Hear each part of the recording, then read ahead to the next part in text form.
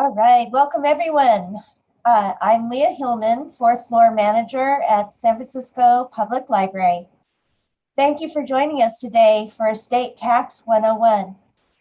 If you need Chinese or Spanish interpretation, please click on the globe icon in your menu bar and select the language that you need. All participants will be muted during the program. Please type your questions into the Q&A. This program will be recorded and live streamed on YouTube at this URL. We have enabled closed captioning if you need transcription on your screen. And now it is my honor to introduce our partner and presenter, Assessor Joaquín Torres.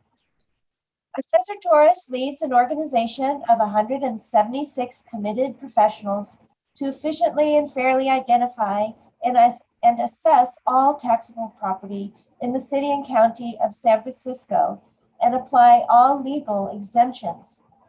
His office also records and maintains official city records and collects transfer tax from changes in property ownership. Torres is inspired to a career in public service by role models who believe that the best of government is realized when it listens closely to the people it serves and then responds with policies and programs designed to make their lives better. As the former director of San Francisco Office of Economic and Workforce Development, Torres led the city's COVID-19 economic relief efforts for workers and businesses. During the pandemic, he led the creation of immediate and ongoing support for small businesses, including directing more than $50 million in grants and loans to more than 3,500 small businesses, tens of millions of dollars in fee and tax deferrals, and assistance applying for state and federal funding. Torres is proud to have helped focus the city on building a more equitable economy, including the launch of the city's first African-American revolving loan fund and the increase in resources for women, minorities, and immigrant entrepreneurs. As part of the city's Economic Recovery Task Force, he has been instrumental in laying the foundation for additional economic relief. Torres is a graduate of Stanford University and New York University's Tisch School of the Arts and the proud grandson of Mexican immigrants. He lives in the inner sunset with his wife, Ruibo Jen. Please welcome Joaquín Torres. Thank you so much, Leah, and to the library, again, for hosting our Financial Wealth Series, and to all of you who are joining us today. We have a great program for you, and we're very much looking forward to sharing that with all of you. So this is, as I mentioned, the fourth and final webinar of the Family Wealth Series that we have been doing digitally over the past few weeks. In this 4-workshop series, we covered the nuts and bolts of the changes in property tax law from the new voter-approved Proposition 19. We explored financial resources and the importance of credit building for first-time home buyers. And last week, we reviewed how property tax is determined in California, my office's role in assessing property values, and important dates related to property taxes that homeowners and you should be aware of to avoid any kind of surprises. To complete this financial fundamentals for homeowners, today what we're going to talk about is the importance of estate planning. We want to make sure that you know that your assets can be passed on to your loved ones as you intended. Next slide, please. And just as a quick disclaimer here, this is intended to provide general information about estate planning to you. It's not intended to be official guidance for your specific situation. So we encourage you to consult with an attorney for advice, follow up with our office on any specific unique needs that you may have. So you can either be connected directly to someone who's on the call with us today, who we'll introduce shortly, to present some of this information, or you can reach out to our office and we can connect you that way as well. Next slide, please. Before we dive into that, I just wanted to share a little bit of the role of the Assessor-Recorder's office, how to get in touch with us, and some additional resources.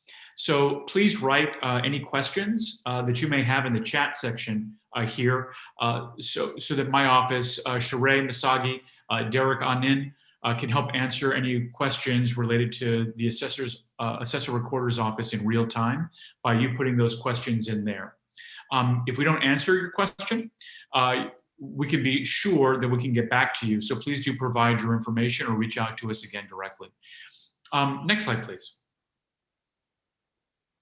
So quickly, the basic functions of the office, there are two: the assessing side, the recorder side.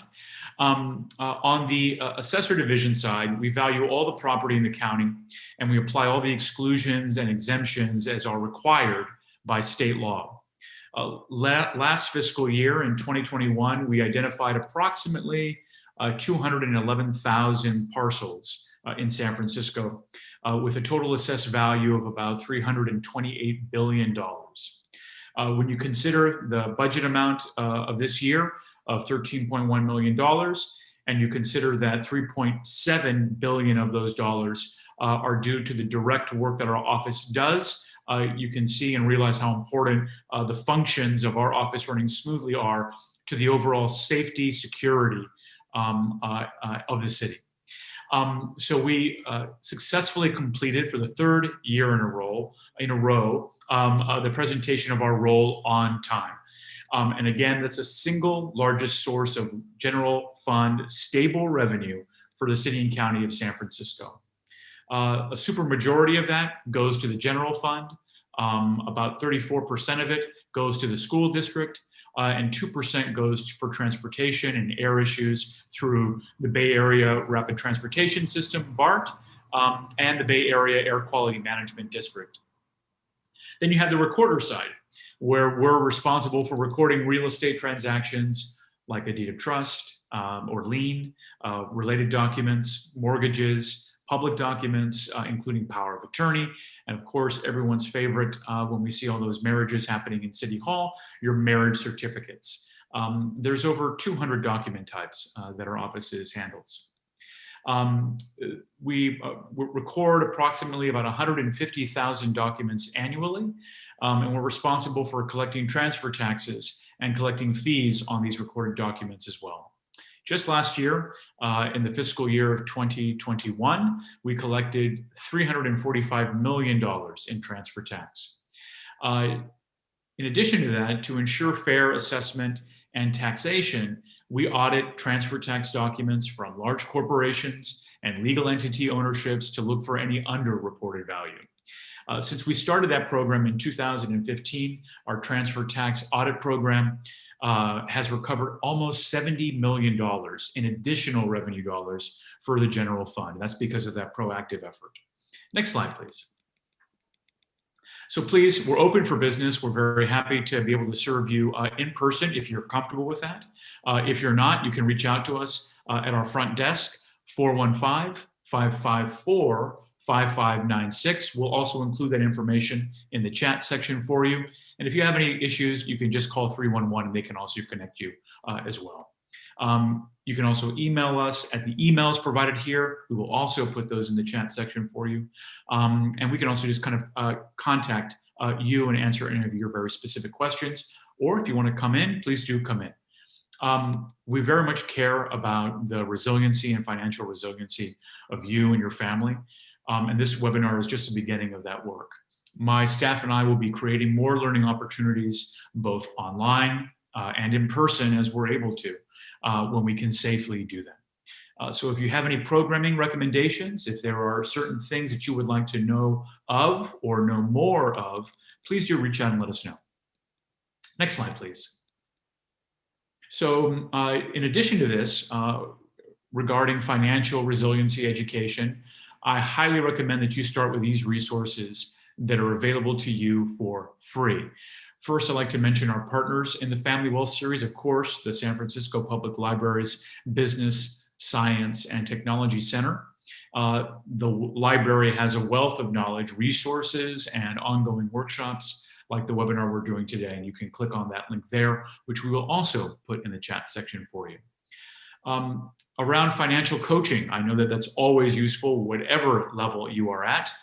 make use of it. Another free resource available through my colleague, Jose Cisneros, the Treasurer and Tax Collector's Office, who set up the Office of Financial Empowerment.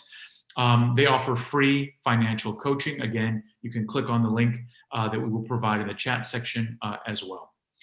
And then our partners at Homeownership SF. They're a great resource for anyone who's just getting started in the process of purchasing a home. They're a citywide collaborative of nonprofit agencies, so they can also help direct you to someone within the nonprofit community who is best suited to meet your needs and answer your very specific questions. You can reach them at homeownershipsf.org. And then finally, today's partner, Housing and Economic Rights Advocates, is another valuable resource. They're a not-for-profit legal service and advocacy organization that provides free legal services, workshops, and they can help you on this path to estate planning. So next slide, please. Let's jump right into it. Estate planning. Did you know, like so many things in life, that the top reason people give for not doing this, not creating an estate plan, is procrastination. And I'm so glad to see many people in attendance taking that proactive first step. It's an important tool. Estate planning is an important tool on a personal level and on a community level. It's an effective way to ensure that our families and communities can preserve hard-earned assets and use them as a basis for building intergenerational wealth and making sure that you have everything you need to ensure that happens. You don't have to be wealthy to have an estate. An estate consists of all the property a person owns, including real estate, cars, cash, and any other asset. So for many of us, and many of you, the home is the single largest asset that will be owned. On a community level, estate planning is an underutilized tool to address the disparities in home ownership and inheritance, and most specifically in communities of color. The negative impacts of wealth disparities, they're well studied. We have various factors among income and racial groups, including years of home ownership, pre-existing family wealth, and historic and real predatory practices, such as redlining or how those manifest in today's environment. Anyone who wants their assets to be transferred to one or more surviving loved ones after they pass away should establish a formal estate plan. This is an important set of legal documents that make it easy for you and your family to honor your wishes and make sure that your needs are met if you're unable to speak for yourself. And so with that, I am very happy to welcome Kendra Bowen, who is a counsel to the organization Housing and Economic Rights Advocates. And she provides estate planning services to individuals, educational workshops, and training for attorneys. So Kendra, thank you so much for being with us. And all of you in attendance, please join me in welcoming Kendra for this next part of the presentation. Thank you very much, Assessor Torres, for the warm introduction, as well as all of the very important points that you just made. All of that is true. I'm from Housing and Economic Rights Advocates. We do all kinds of legal work concerning home ownership and other financial situations, financial abuse, identity theft, etc. And we were very thrilled to start an estate planning department there several years ago. Today, we're going to speak about estate planning, and I'm hoping that at the end of this presentation, you understand that estate planning concerns, of course, what happens when we pass away. It includes drafting wills and trusts to handle that scenario, but it also addresses what happens when we're alive but incapacitated. Let's say we were to become involved in a bike or auto accident and we're not able to handle our medical or financial affairs. Do we have someone in place to handle those? So I think we're going to jump right in. Next slide.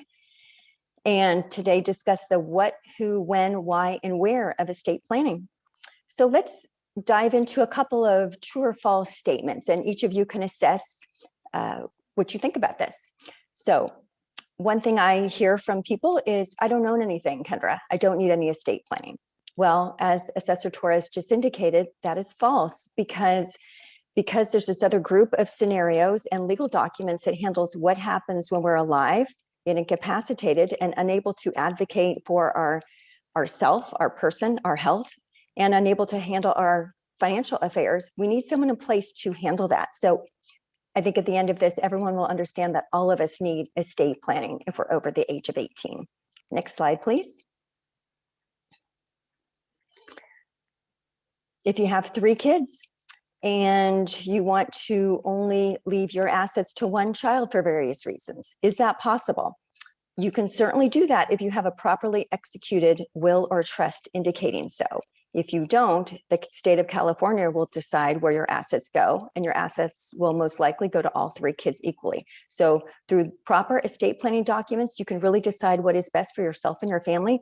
You just have to take the steps now while you're feeling good and able to execute those with legal capacity to make sure that your desires do eventually take place. Next slide, please. Another comment that I frequently get from people are, I have a will, so this handles all of my estate planning. Well, in California and other states, if you have a will needs to go through the probate process of that state. And in California, the threshold is around $166,000. If you have a will and you're going to distribute over that amount, unfortunately, your family would need to go through the long, relatively expensive probate process here in California. So that is a false statement, and we'll discuss how to prevent probate down the road a little bit. Next slide. People think they have a trust, and by virtue of just creating a trust and maybe not taking the step to put assets into the trust, this avoids the probate process. Nope, that is not true. You have to fund your trust with, as Assessor Torres just indicated, with your property, perhaps with your financial assets, and then you will avoid the probate process. Next slide. And many people come in stating, we are a very tight, close family. The kids will handle it. I don't have anything to worry about. Well, all of us have probably heard of situations where the horns come out when it comes to money and people are feeling very vulnerable given a death in the family. So we want to avoid that by taking control now when we have the wherewithal to do so and executing proper estate planning documents to keep the peace in our close, tight family. Next slide. So estate planning is a process that concerns the people in your lives and your property. It will address future needs, what happens when we pass away, but also what happens if in a year we were in a bike accident and we're legally incapacitated for several months. We want everything in place so that when we hopefully get better, everything is as it should be. Next slide. So as indicated earlier, estate planning can be divided into 2 sets of documents, 2 types of situations. What happens when we're alive, yet incapacitated, and there are essentially 2 documents that are very important for everyone. A healthcare directive handles and names someone to act as our agent if we lacked legal capacity. It gives physicians the ability to speak with our agent about our medical care and gives that person to make the best decisions possible for our medical care. Likewise, a power of attorney allows someone that we nominate now to pay our bills for us, finish filing our taxes for us, represent us in a lawsuit if we were sued, if we once again did not have proper legal capacity.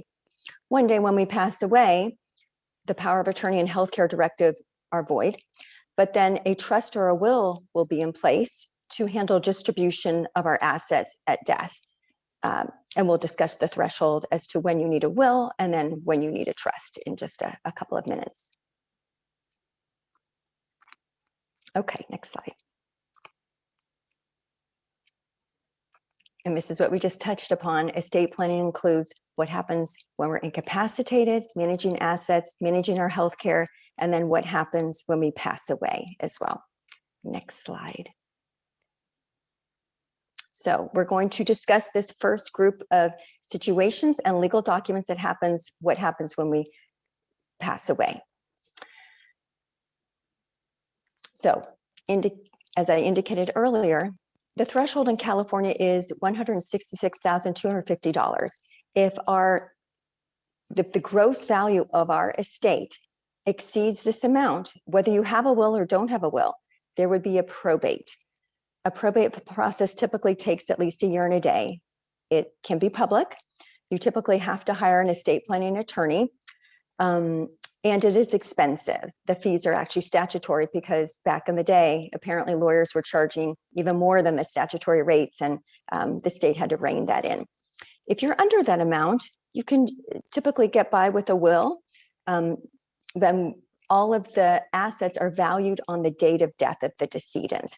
So each of us can kind of look at what we have and see if we can avoid assets that are outside of a trust or don't have beneficiaries on them. And then that will indicate whether or not you should have a will or a trust.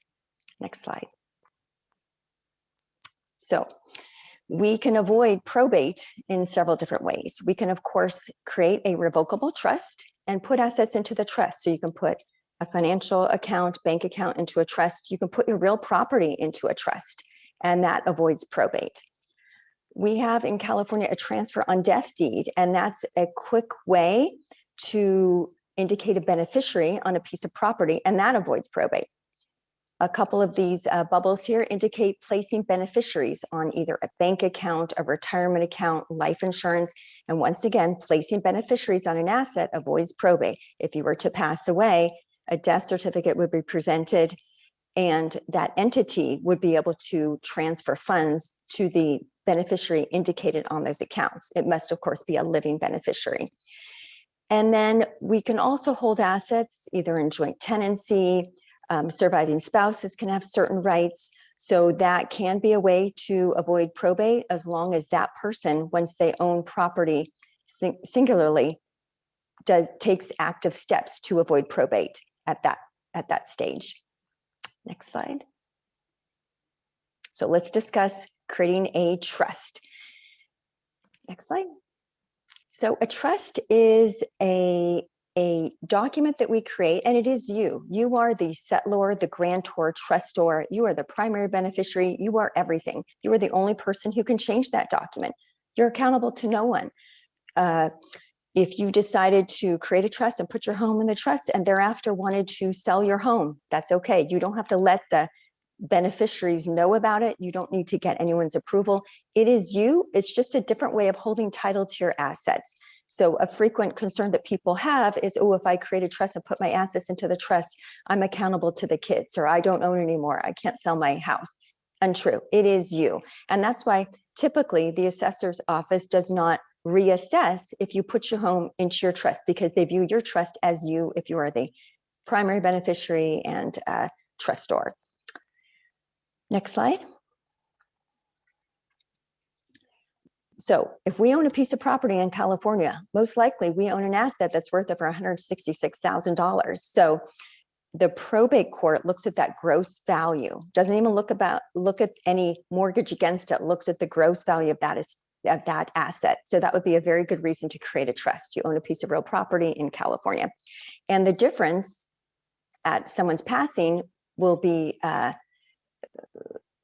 varied. First of all, with a trust, if you have taken the time to put your assets into the trust, there will not be a probate. If you just have a will, there will be a probate. A will is public. When someone passes away, the will is filed. So anyone can look up at the probate court where your assets will go, who the guardians are. A trust is typically private, and the check and balance with the trust is you have a successor trustee who is accountable to all of the beneficiaries for the distribution. A will have an executor, and typically that executor needs to hire an attorney to handle the probate process.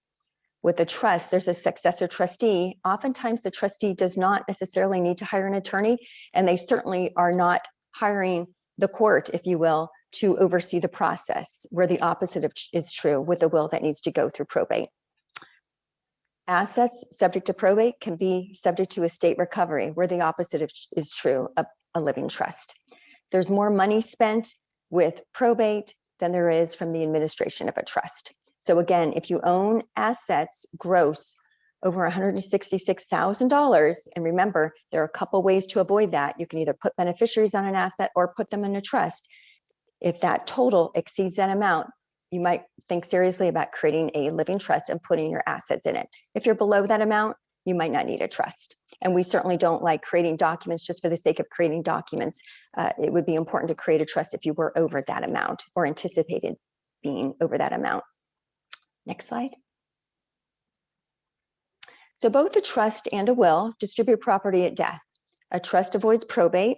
A will can be a good tool. It distributes property at death and can name guardians of minor children, but a will is subject to probate if it's handling assets that exceed $166,000. If you're under that, a will distribute property at death and there won't be a big probate needed. Next slide. And the probate process is expensive because you're essentially paying the court to oversee the process. They're checking on the executor, they're validating the will, they're looking at the distribution, the executor is filing accountings, he's publishing things in the paper, he or she is notifying creditors. You don't need to do all of that with a trust administration. Next slide. If you do not take the time in either a will or a trust to decide who is going to handle your estate at death or where your assets are going to go, the Court of California will do so through the probate code. And so typically intestate succession is if you pass away, things go to spouse. If there's no spouse, it goes to children and grandchildren.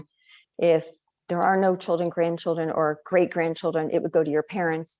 And then if there were no parents, it would go to brothers and sisters. So you may like that scenario, you might not. So if you take the time now while you're with it and can execute proper legal documents, you can make sure that when you pass away, your estate will go to whomever you wish on your terms. Next slide. And this is just another little chart that kind of shows the line of succession from the left side to the right. So if you don't like this scenario, it's a good idea to prepare your own will or trust to make sure that once again, your assets are going to those that you wish to receive them one day. Next slide. Probate is expensive, and these are some of the things that an executor needs to do when going through the probate process. So they need to publish a notice, they need to file a bond, they need to prepare an inventory and get appraisals of all of the assets, they need to send notices to creditors, they don't just check the mail, but they need to send out formal notices, pay debts, of course, file accountings and a file petition for the final distribution, show up at hearings. So that's why they're going to charge a chunk of change in order to do that work for you. And the attorney involved will do the same. Next slide. So let's pick a round number here. So let's say someone owns a home, gross value of $1 million. They don't have any other assets. The fees to the executor with a probate are going to be $23,000. The attorney that the executor hires to help her through that process is also going to earn $23,000. To avoid this, if this individual, let's say who had a home worth $1 million, had created a trust and put the home in the trust, these fees would probably be 35% of this amount. Next slide. So let's look at a little example here with the same $1 million house. Let's say there is a loan against the house of $300,000, so the net value is $700,000. The cost of administration, just various things, whether there's a trust or a probate, is $20,000. So on the trust administration side, a balance of $680,000 would be distributed to whomever the trust states. On the probate side, because a statutory fee of $23,000 will go to the executor and a statutory fee of that same amount will go to the attorney handling the probate, a balance of $634,000 will be distributed to the people stated, let's say in a will or intestate succession, according to the chart we just saw.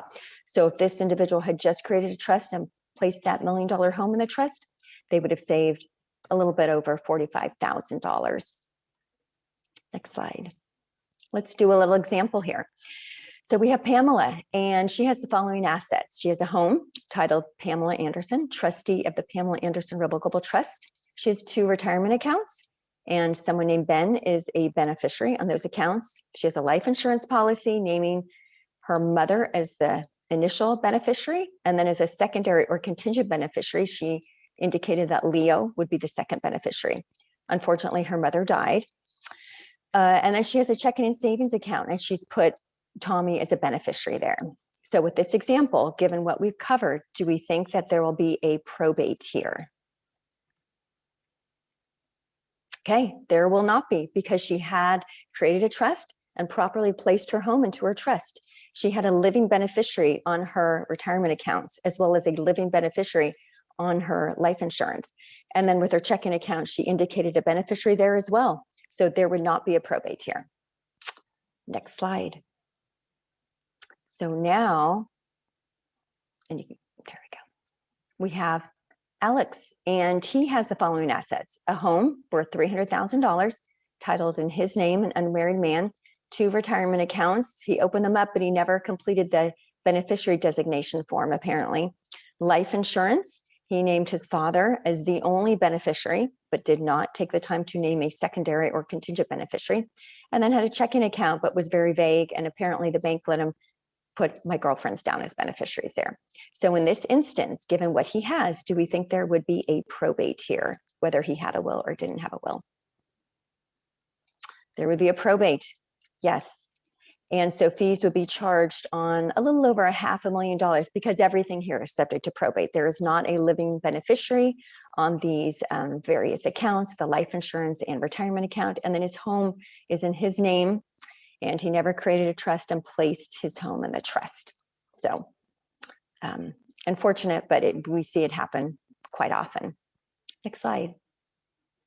This is another way to avoid probate for people who own homes. So you can prepare and sign a notarized signature, a transfer on death deed, and you would indicate a beneficiary on the bottom of that deed. You would file it, and then if you were to pass away, the property would go to that individual. If you had placed several beneficiaries on that deed, the home would go to whoever of the beneficiaries were alive at the time of your passing. So that could be a tool that you can use. It doesn't handle everything. There are certain limitations. Next slide, please. It can handle, of course, condos and homes. It would, if you own a multi-dwelling of, let's say, 5 units or more, it would not, could not be used for that. Sometimes people, when they indicate beneficiaries, let's say they have 2 kids and one of their kids predeceases them, they would want that 50% share to go to the children of those kids. It won't handle that situation. So it does have limitations, but it can be a good tool in certain circumstances. Next slide. And here's just an example of the document. It's something that you could probably create yourself. You just have to always remember to have a document like this notarized, wait and sign it in front of a notary, and thereafter file it within 60 days of execution. Next slide. Okay, so let's talk about the other group of documents, bundle of documents, and legal issues and life scenarios that indicate estate planning documents that are needed. So if we were incapacitated and we needed someone to finish filing our taxes, pay our bills, stand in our shoes in a lawsuit, or we needed someone to advocate with our medical providers what we want and what we don't want with respect to our medical treatment, we need 2 documents. Next slide.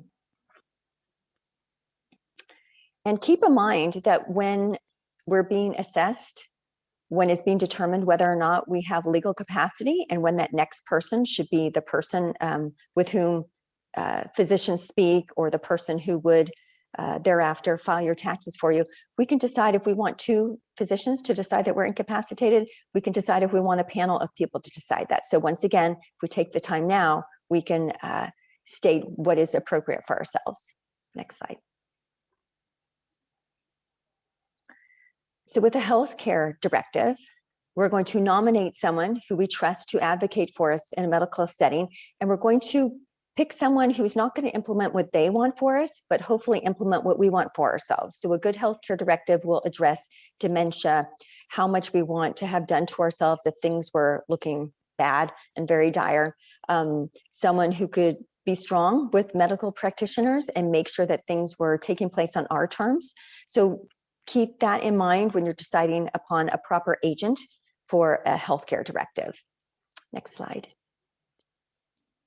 And then with the power of attorney document, we'll have a couple of choices here as well. So we can give that individual broad authority. We can give them automatic authority. I've had people who travel abroad for 3 months and they want their daughter to be able to do anything for them while they're gone. Well, that's more of an immediate power of attorney. We can have a power of attorney that kicks in when two physicians state that we are incapacitated.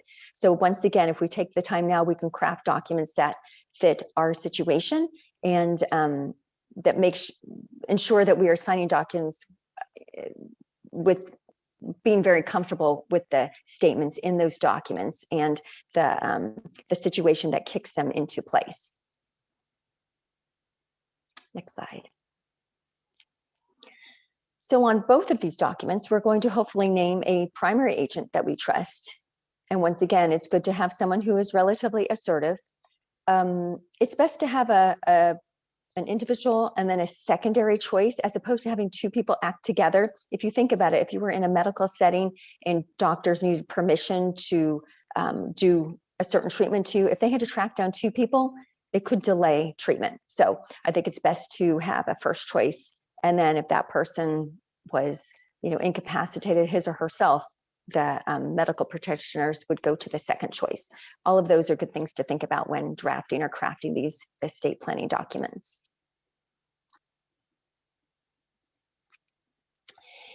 If we take the time to draft these documents, that is what will happen if we're incapacitated. The first person will be called, let's say on a healthcare directive, and that person will be couched with the duty to act in your best interest and to be your healthcare designee. If we do not take the time to do this, there would have to be typically a conservatorship hearing where a court would appoint someone to act in your best interest, to be your fiduciary. That can take time. Typically, families notified, several family members may think they are the best person for you and want to do the right thing. But again, a judge will be deciding that with very little input from you. I'd rather have all of you decide for yourselves who is best in your circle or in your family to advocate for you down the road if that type of power and fiduciary status was needed. There are some other types of healthcare documents that can be important, especially for older adults. So there can be a post, and basically it's on a bright pink piece of paper typically, so that if emergency personnel were called, and if this person had indicated that they didn't want CPR, there would be a higher chance that the emergency personnel would not give that to an individual. Again, this is typically something for older adults, but it does not take the place of a healthcare directive, because oftentimes healthcare issues are not emergency situations, but let's say someone has Alzheimer's or dementia, this document would not kick in, but an advanced healthcare directive would address what should happen to this individual and who would advocate for that individual. Also, a DNR, do not resuscitate clause, can be in a healthcare directive. But once again, just having a DNR document will not take the place of a much more comprehensive healthcare directive. Sometimes you can obtain a healthcare directive from your medical practitioners. They will have forms and you can download those, complete them. Typically, they're signed either in front of two disinterested witnesses or a notary. And if you do take the time to do that, make sure when you go back to your medical practitioner or your physician to bring that with you so that they can scan it into your system. So that's always on file in case there was an emergency. Next slide. And here's a picture of what a pulse looks like. It's bright pink to get the attention of medical practitioners or EMT personnel. And here it is in white. Next slide. Okay, so now we understand that all of us need some type of estate planning. At a minimum, we need documents that will handle what happens when we're alive, but if we unfortunately became incapacitated. So we need a power of attorney, and we need to nominate someone to step into our shoes to handle financial matters. And likewise, we need an advanced healthcare directive so that we have someone in place to handle medical issues and to advocate with medical personnel. And then we also should take the time to either have a will if our assets are under $166,000, or a trust if our assets are over that threshold. And if we have a home, we have an asset over that probate amount. Those are the documents important when we pass away, and they will distribute property according to our wishes. when you consider drafting estate planning documents, I did mention one document that you can obtain yourself, a healthcare directive. You can obtain a power of attorney. California does have a California statutory power of attorney, and it is okay. And it's better to have that than to have nothing. So you could at least do that. And once again, sign it in front of a notary. If you do decide that you want to meet with an estate planning attorney to draft your estate planning documents, expect to meet with him or her either in person or through Zoom nowadays. They're going to ask you questions about your family structure. They may have sent you a workbook that they want you to complete, designating who in your life would fit a certain role and where you want your assets to go when you pass away one day. They will end up sending you draft documents, and feel free to have the liberty to change those until your final signing, because once again, the documents need to express your intent and what you want to have happen. And then when you're comfortable with the documents, you will sign them in front of a notary typically. You may or may not go to the attorney's office. He or she may send you the documents tabbed, and you can frankly go to any notary of your choosing if you have one local and you don't really feel like you want to go inside an office these days. As long as you sign them in front of a notary, they should be legally valid. And then if you create a trust, you're going to fund your trust with your home and maybe your financial assets. And keep in mind, to avoid probate, we either typically put assets into our trust, or we make sure that we have living beneficiaries on our assets, retirement, life insurance, and some types of bank accounts. And it's also important to review estate planning documents periodically. Life changes. You may not be comfortable with your second alternate on your healthcare directive. Every 2 years or so, it's great to review those for a few minutes and make sure you like your choices. If you don't, you can change them, as long as you once again have legal capacity. Next slide. So here are some people we may or may not have heard about these cases, but Heath Ledger, Barry White, where they had estate planning documents, they just forgot to change them, and they had decisions in them that really didn't make sense. But unfortunately, when they passed away, the old estate planning documents guided what happened to their estate. So once again, it's important to revisit the decisions made in existing estate planning documents and update while you have the capacity to do so.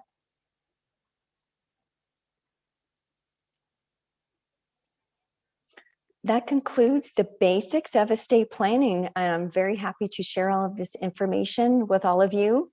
Hopefully it's prompted you to think about your own situation and see what types of documents you may need. And for those of you who do have existing documents, to at least now look at those documents once again, pull them out of that file cabinet, and make sure that you still like your decisions. Well, Kendra, thank you so much. I know you want to touch on this slide first before I dive into Q&A. Sure. So this is our intake line. If you feel that you would like to contact our office, because we do have estate planning services, you can call this number. It's 510-271-8443, extension 300, and one of our administrative people will reach out to you and see what you need and link you with an attorney. And then we handle other housing refinance issues as well. So we're happy to serve our San Francisco folks. Thank you so much, Kendra. It's such a pleasure to have you here, and I was already receiving some information about how useful this presentation is for people. We've received a couple of questions. I'll go through some of them that are here before the library also offers some up as well. But before I dive into this one here, what if the estate value is under that amount of that $166,000 and there's no will in place? Then the state of California will decide where the assets go. There won't be the big, long, expensive probate, but there will need to be an administration. And once again, it will go according to that tier of people who will inherit. You won't be able to decide that. Great. Thank you. That scenario, take the time to decide for yourself where you want your assets to go and create a will. And the beauty about a will is a will is witnessed, so you don't even have to go to a notary's office in order to execute a will. You can sign it in front of two disinterested witnesses. So two neighbors could come over and watch you sign your will. It couldn't be the people named in your will, so you certainly wouldn't want one of your kids to be a witness, but two disinterested witnesses are all that's needed to properly sign a will. That's great. And thank you for that. I wanted to focus on one of the questions that came in specifically, a little bit more focus in the general presentation, but was on below market rate units. And how might an owner of a below market rate unit approach their estate planning differently? Very good question. BMR owners can create trusts and place their homes in trusts with the caveat that the draft trust must be reviewed and approved by the mayor's office. So if you create a trust, sign it, put your home in a trust without that approval, that is a non-compliance issue. So you need to contact the approved attorneys on their list of attorneys. And then once you get a draft trust, send it to the mayor's office, let them review and approve it. And thereafter, you may sign and execute it and place your home into the trust. Thank you, Kendra. And then just to reiterate some of that, again, it's the Mayor's Office of Housing. They have a very specific title trust transfer policy application and approval process. So for those very specific questions there, please do reach out to them to make sure that you're following their guidelines and working with those that they have approved in making decisions. Kendra, a quick question here on the concept behind fund your trust. What does funding your trust mean? That obviously brings up certain connotations in some people's minds, but specifically, again, funding your trust in this situation means? Very good question. Sometimes people think it means a trust fund, and trusts are not for wealthy people. They're really for everyone who own assets over $166,000. So funding your trust means taking the active step to retitle your assets to the trust that you've created. So with respect to real property, the attorney should handle this for you. Sign a deed conveying your interest in your property to yourself as trustee of your trust, and thereafter filing that. And that is funding your trust with your real property.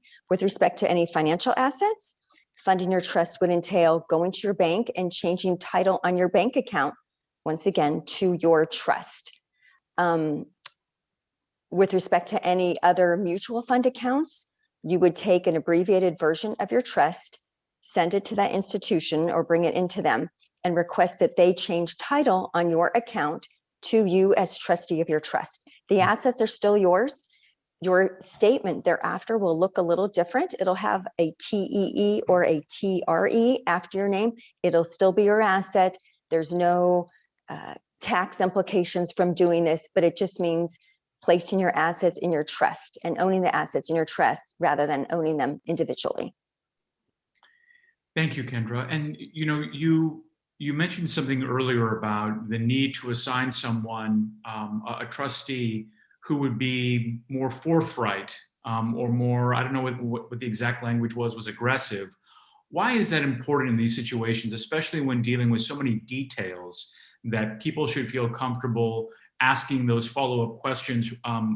People are often intimidated by this process, and they want to feel that they have some permission by you in this space to really ask those every single seemingly annoying questions of those that you're engaging with. Can you talk about that a little bit? Certainly. So I think, especially with respect to your healthcare directive, it's important to hire someone who is assertive, because the medical practitioners might indicate that certain things want to be done to the patient, that the patient, him or herself, has indicated they don't want to have mechanical ventilation. So choosing an agent there needs to be choosing someone who will stand up for the things that you have chosen are appropriate for your own body. Especially that person needs to be assertive. For a power of attorney designee, not so important. That person be assertive, but that person needs to be good with details. Doesn't have to be a financial guru, but it needs to be someone reliable who's going to pay your bills on time, who's going to file your taxes on time if you were incapacitated. Likewise, a successor trustee in a trust needs to be someone who can take care of details well. File your taxes the year after you pass away. Once again, a detail-oriented person is good for that role. So it was really just for the healthcare role that we need someone who is assertive, because they might need to stand up and say, hey, I know you guys want to do this to this patient, but Sarah said he did not want this done. or she did not want this done to herself. So it needs to be someone strong in that situation. For the other roles, it really needs to be someone detail oriented. They can hire help, so they can hire a tax person, they can hire a financial person, they can hire an attorney if they needed help, but it really just needs to be someone who is good with details, who's going to get the job done. That's great. Thank you, Kendra. Going back to another question that I saw that is specific. One moment, I just saw something that I missed. Does a revocable trust make having a last will and testament necessary? If someone creates a trust, typically they will have a will called a pour-over will. It will revoke any prior wills. The pour-over will state, if someone forgot to put something into the trust, that asset will pour over into the trust and be distributed according to the intentions expressed in the trust. So ideally, there would be a will, and one of the first paragraphs will typically state, I revoke all prior wills. So there should be a will, but it will revoke any prior will. Another probate question. An example, stocks held in community property by a mother and daughter with a value of $900,000 named in a revocable trust. Would that need to go through a probate process? Hard to say, because held by a mother and daughter as community property, that would be odd. Mm-hmm. It's very hard to tell from this question. If these people, if mom is still alive and okay, it sounds like mom may need to take an active step, because perhaps dad passed away, and place this asset, if it really is worth close to $1 million, into a trust to state where that asset goes, and to avoid probate. Great. Thank you, Kendra. Where can someone download a template of a trust so they can do this, begin that process themselves before they pursue or choose to pursue an attorney to support them?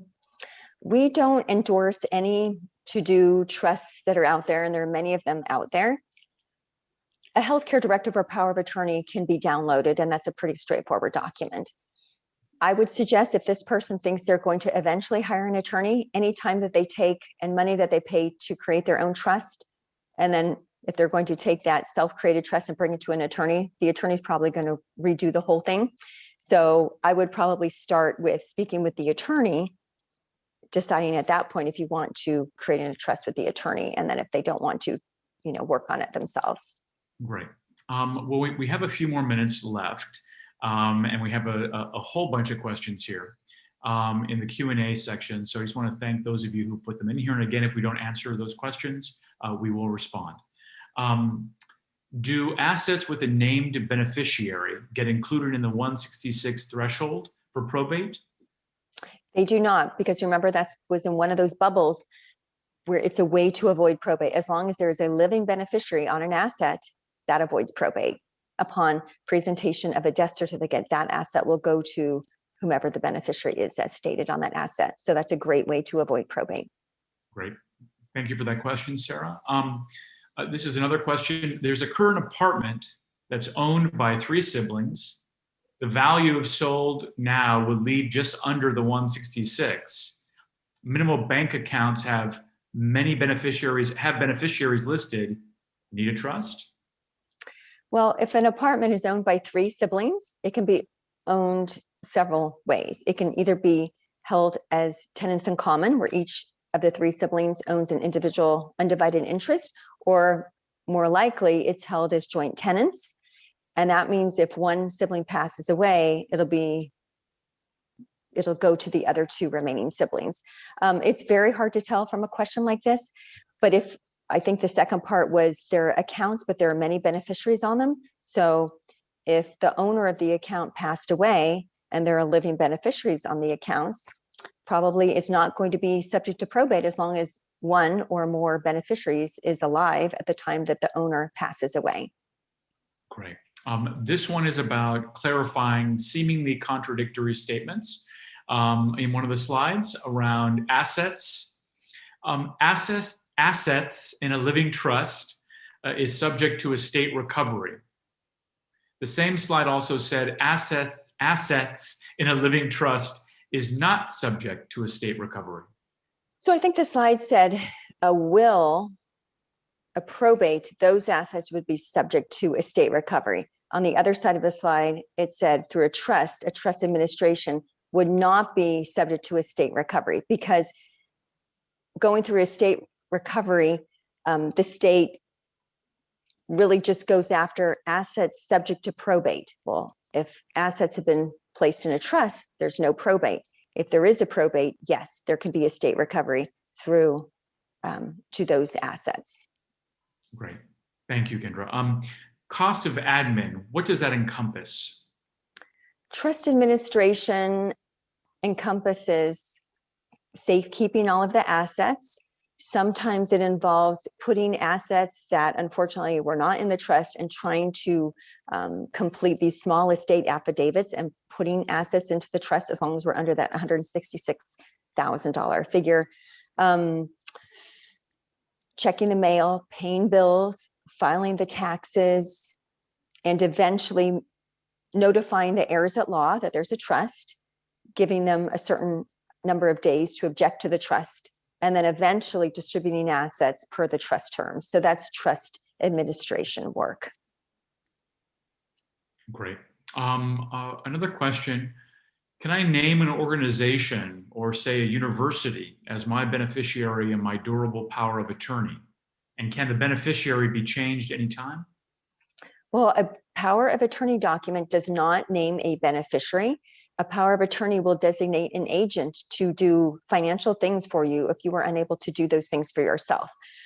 You can hire professional fiduciaries to act if you don't really have someone in your circle that you trust. You can sometimes choose a bank to act in that regard. It's uncommon, but once in a while, a bank will be willing to do that. Of course, you have to check with your institution. More likely, though, if you did not have someone in your circle who could act under a power of attorney, you would interview and look into professional fiduciaries. If they're talking about an institution as a beneficiary, that would be done through a will or a trust. So you can certainly make a charitable distribution at death through a trust. Thank you. And do you still need to fund your real properties to living trust if you already did the TOD on these properties? As long as a beneficiary indicated on a TOD is alive when you pass away, you should avoid probate there. And then can you remind us what TOD is? Transfer on death. Okay, we have some of the similar questions here that touched on how do I fund my trust, which we covered. One of the questions is in relationship to, I have a condo, BMR condo in San Francisco. Can I put that in my trust? When a draft trust is created, it is very important to send that to the appropriate office, the mayor's office, to have them review and approve that. If they approve it, you can sign the final documents and at that point, put your home into your trust, but they need to approve that. Right. So again, the approval process to pursue that specifically for BMRs. And I know that there's some work about at time right now, and I just wanted to make sure that everyone remembers that there is follow-up information where you can reach out to our offices or to Kendra's organization to make sure that you have a way of engaging there on additional questions that we have not answered today. But in addition to that, there is a question on what is the best way or what is the best resource from a nonprofit perspective in pursuing attorneys to help individuals do this work? I would typically interview a couple of attorneys. If you're a BMR person, make sure they're on the approved list from the mayor's office. See if they specialize in estate planning. If they don't, sense your comfort level. So essentially, there is no cut and dry answer. There's no one person that we do or do not recommend. Rather, there are people that are right for you. And then there are certain restrictions that you may be subject to that provide you with an opportunity of a list that you can also pursue in the same way. So there is no specific way just to go about it. There is in the Mayor's Office of Housing website information on which legal advisors are available to you, approved. And then you can also ask other organizations to help reference a group of them so you can find the person that's right for you. Correct. Yes, very well put. Anything else, Kendra, that you would like to leave us with generally that any of these questions have prompted for you before we close? I just encourage people, if you took the hour today to listen and think about these topics, please pursue at least getting a power of attorney done if you don't have one, and a healthcare directive done. Because once again, when you need them, it's too late to create them. So you have to create them when you're feeling good and have proper legal capacity, so that if something unforeseen happens and you no longer have capacity, you have people there who you trust to handle your matters. Great. And then again, just from a personal perspective, I do think it's very important. Assertive. Do not be shy about asking questions. When you reach out to our organization at the assessor's office or to any other nonprofit, do ask those questions, be assertive to make sure that you're getting the answers that you need specific to your situation. And speaking of that, I'm sorry that we weren't able to get to every single question, but I just want to thank again the library, to you, Kendra Bowen, for joining us today and giving us your time to answer some of these questions. And we will be reaching out. We will be waiting for you to reach out to us to make sure that we can answer any other specific questions that you may have. So thank you again so much for joining us today. For those of you who did, it's great to see so many of you. It reminds us this is an extraordinary resource that we can continue to provide. And we look forward to partnering with Kendra and others in the near future to do more in the formats that are available to us. And in the meantime, I hope all of you stay safe. And we look forward to seeing you again soon. Thank you again, Kendra. And thank you again to the San Francisco Public Library for helping to make this happen. Thank you, Assessor Torres, and thanks to all who joined us. Thanks to Kendra Bowen for her expertise, and we'll see all of you at the next program. Bye-bye. Goodbye. Take care, everyone.